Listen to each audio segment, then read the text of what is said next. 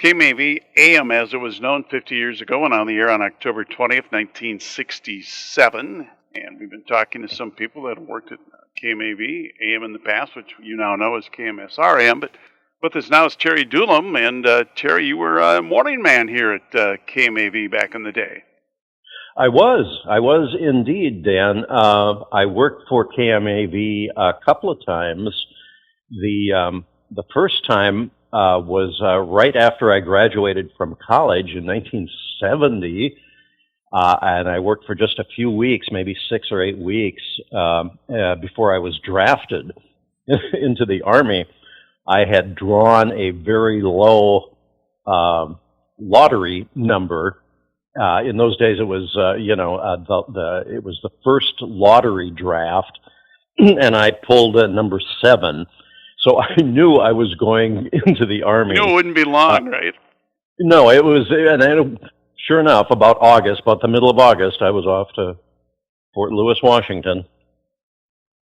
But then, after I was in the Army for about a year and a half, and after I got out of the Army, I went back to work for KMAV straight away, and I worked for about 9 months, I think, or maybe a little bit more before I went into television.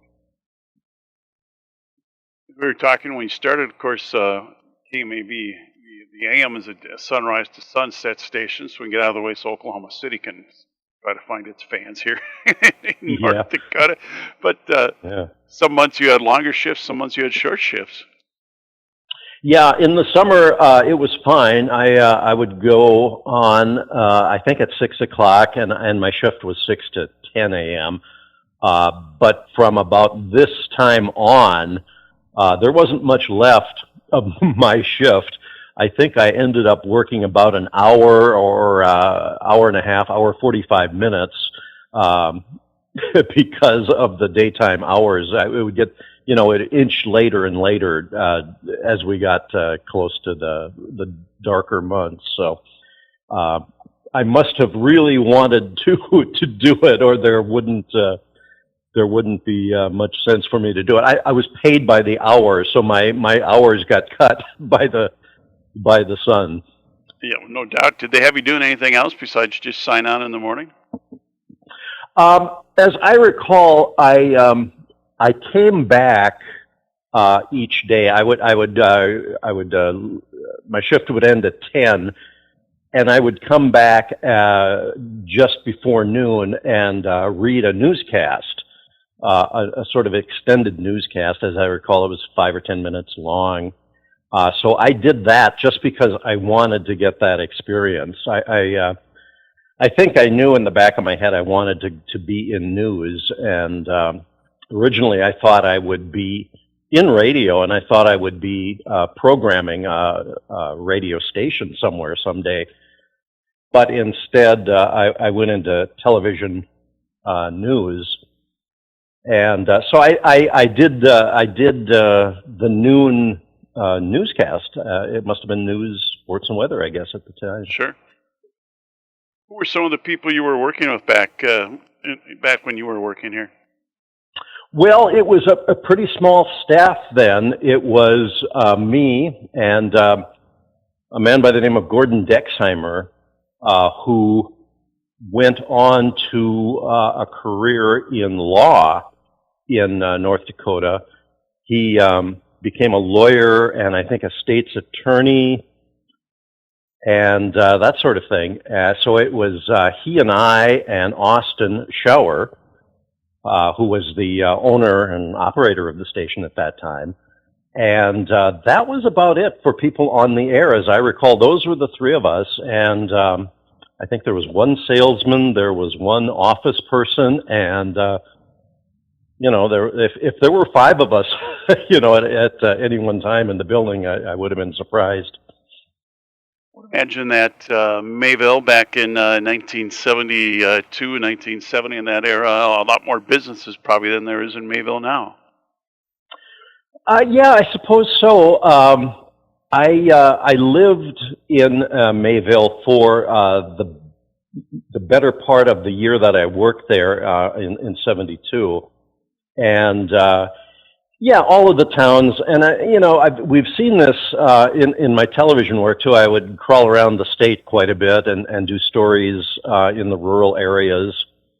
And one of the sad things is that the smaller towns, this would happen to the smaller towns. They'd lose businesses, they'd lose restaurants, and saddest of all, they would lose their schools. And it was.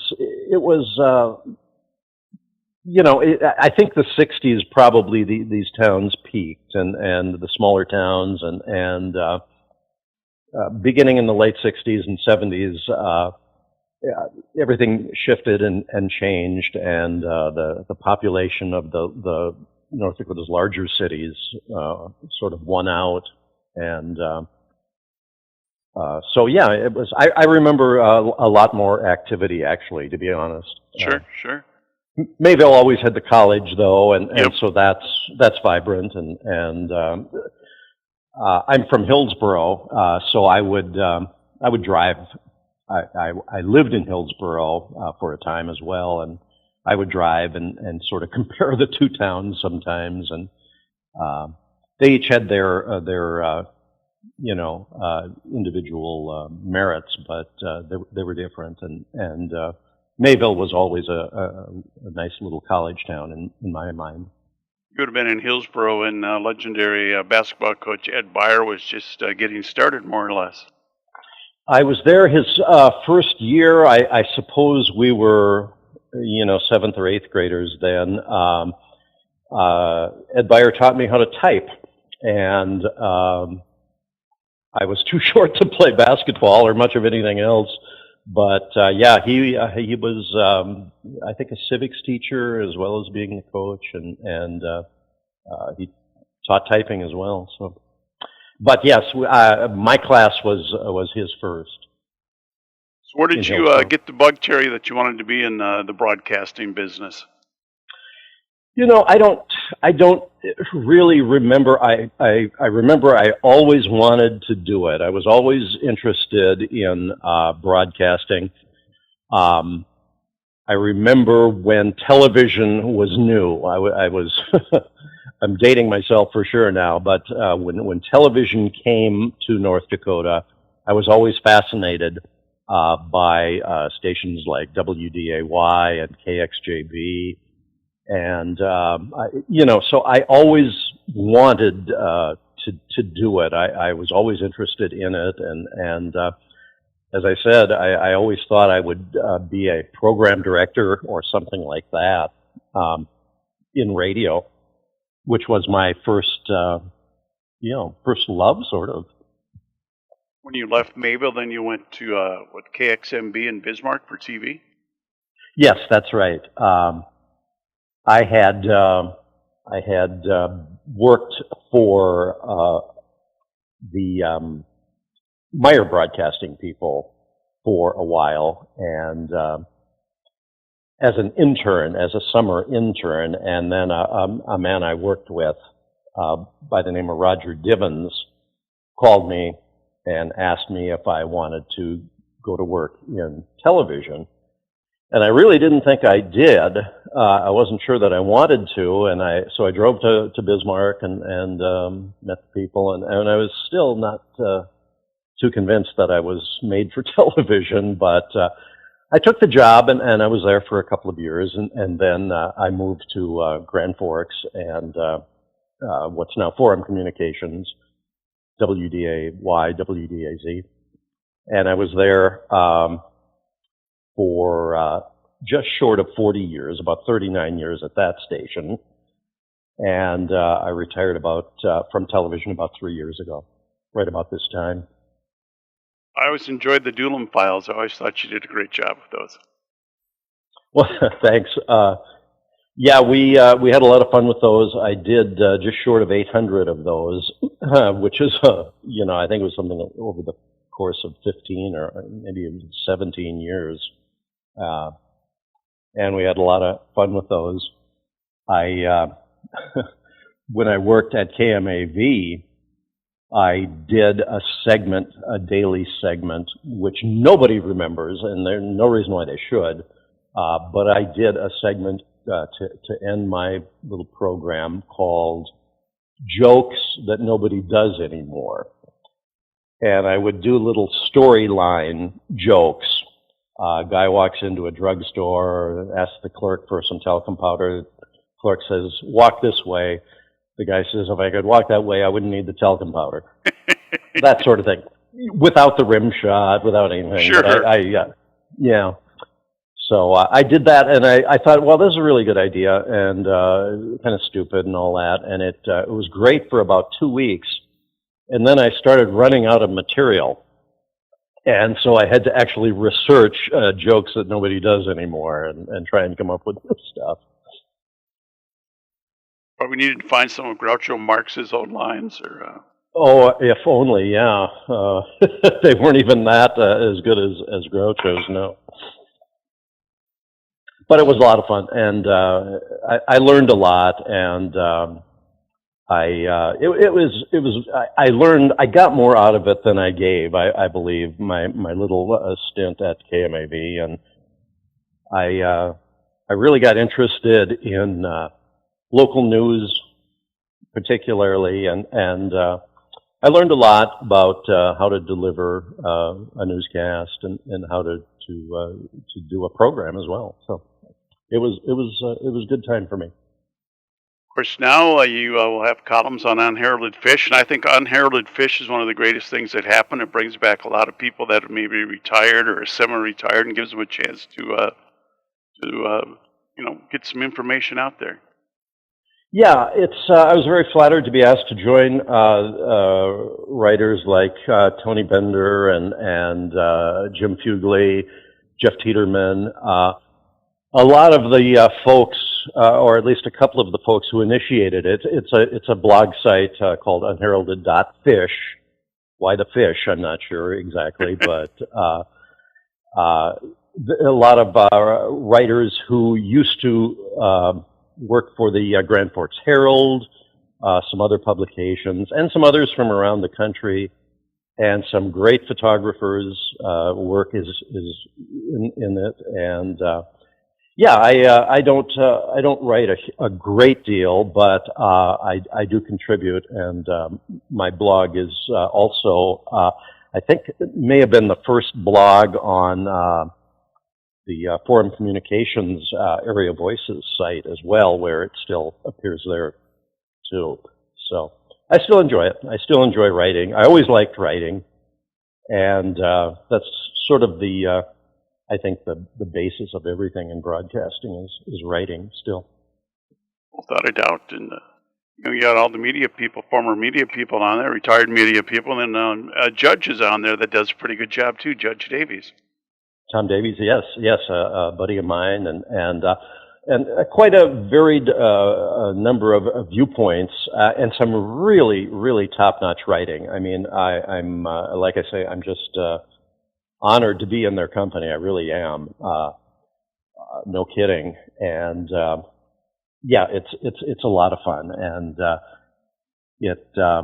don't know. I think it serves a purpose. I think there's always a place for good writing. And this is local, regional writing for the most part, and it's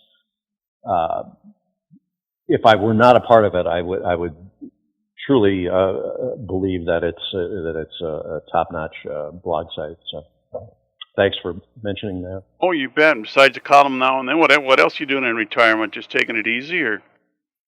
Well, I'm doing just what I want to do. I do the fun stuff that I used to do when I was in television. If you're in television, people will call you and ask you to, host an event or speak at their event. I've been a long time public speaker. I've done hundreds of speeches, and I continue to do that.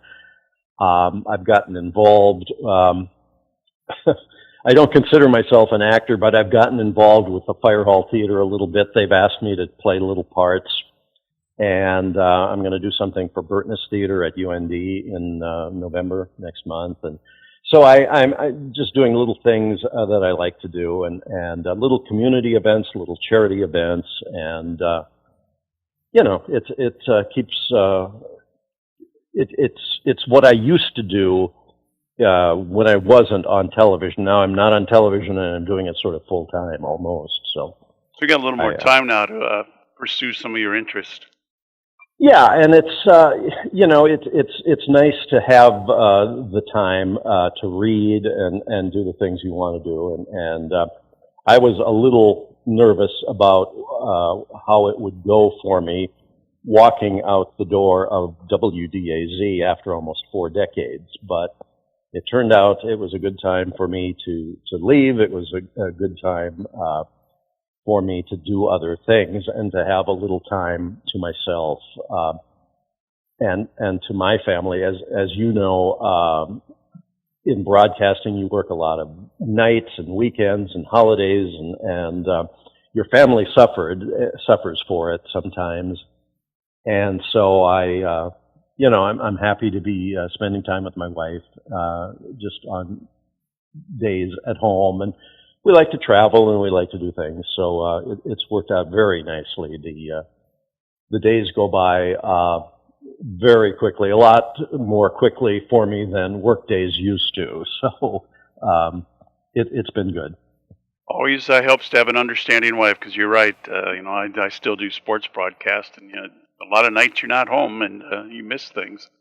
Oh, absolutely. A lot of birthday parties, a lot of that sort of thing. And like I say, holidays. There are no vacations in broadcasting. At least somebody has to do the work 24/7. So anyway. Yes, I've been asking you all the questions, Terry. Anything that I missed, or would you like to add? Or? No, this has been fun. I appreciate you thinking of me, and congratulations to you, to the station, and the listeners. And I look back really fondly on my days at KMAV, and I think about it quite often. And it was a lot of fun. I learned a lot, and it was good. Terry, we appreciate the time and the best in everything else you do. Thanks very much, Dan. We've been talking with Terry Dullum.